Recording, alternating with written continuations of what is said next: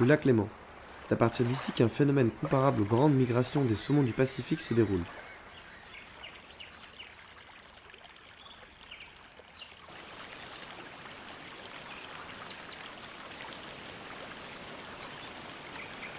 Aussi discrète qu'impressionnante, cette migration se passe chaque année dans de nombreux affluents tout autour du lac.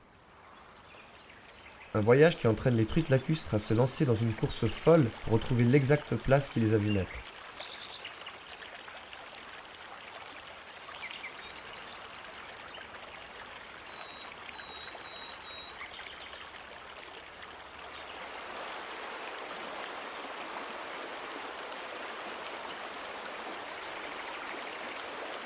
Les salmonidés peuvent atteindre une taille colossale. En 2017, la plus grosse truite que j'ai observée mesurait près d'1 mètre. On peut raisonnablement imaginer des spécimens atteignant les 120 cm remontant les affluents importants tels que le Rhône ou la Drance.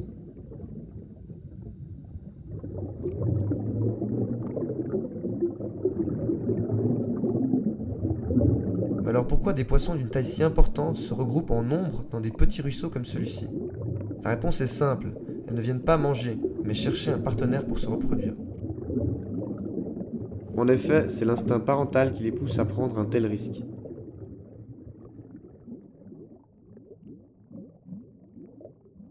À découvert, sans possibilité de retourner rapidement dans les profondeurs du lac, les truites lacustres prennent un énorme risque pour venir accomplir leur mission.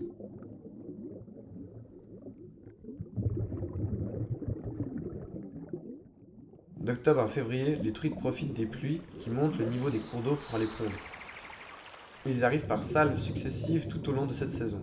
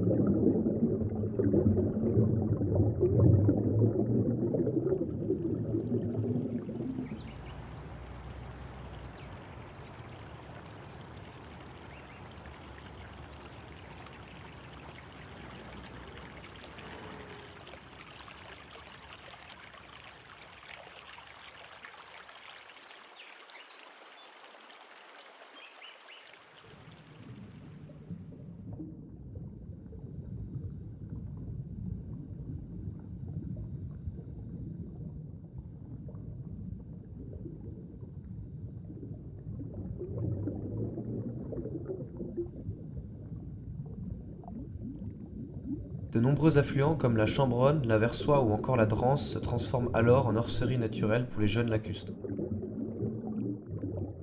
L'effort fourni par les adultes pour aller pondre en amont des rivières est énorme. L'investissement en énergie sert à protéger les futurs alevins pendant leur période de croissance.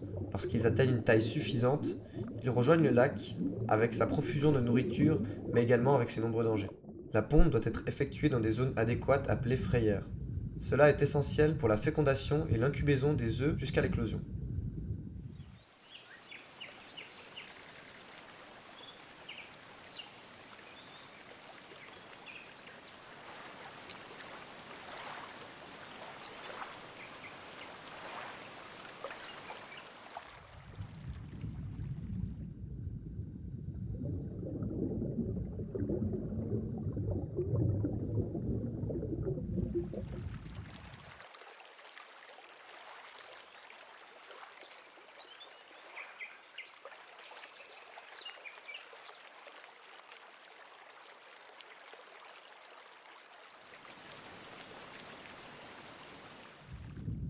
De virulentes infections de champignons causent de nombreuses pertes et les aménagements urbains empêchent souvent un renouvellement suffisant des stocks.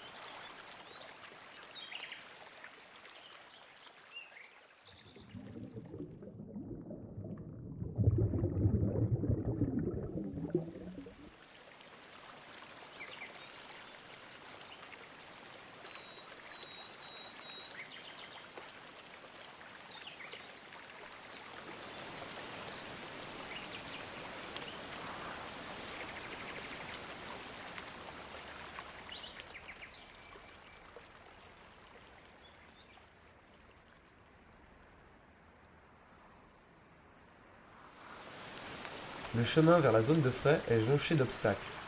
Cascades, barrages, aménagements artificiels du lit des rivières rend la migration difficile et parfois impossible.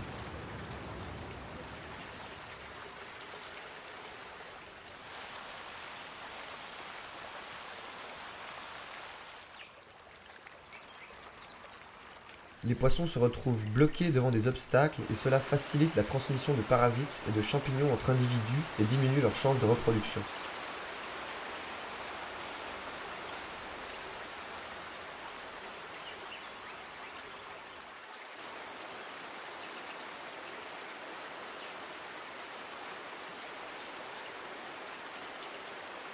Malheureusement, beaucoup de truites ne parviendront jamais à rejoindre le lac après la ponte. Certaines mourront avant de parvenir à atteindre les fondements.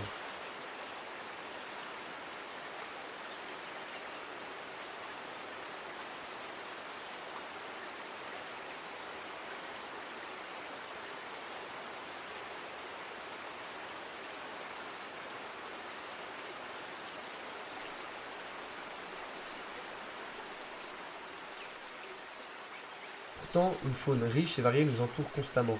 Être informé et conscient de la biodiversité qui fait notre environnement participe directement à sa protection, car les actions concrètes se font que lorsqu'on voit vraiment leur importance.